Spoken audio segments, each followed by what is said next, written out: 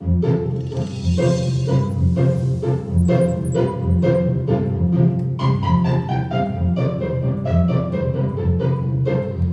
is how to sit on a piano bench.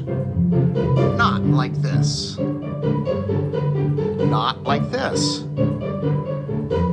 Not like this.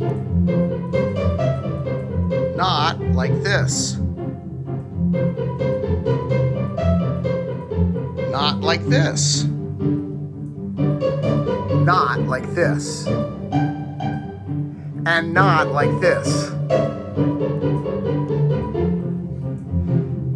This is the proper way to sit on a piano bench.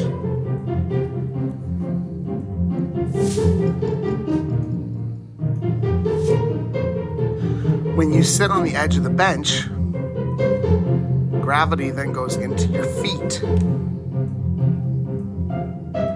and into your butt. The weight is then evenly distributed between both feet and the lower back. If you don't put most of the weight into your feet, then it all goes into your lower back, which over time causes you to slouch and will cause you pain.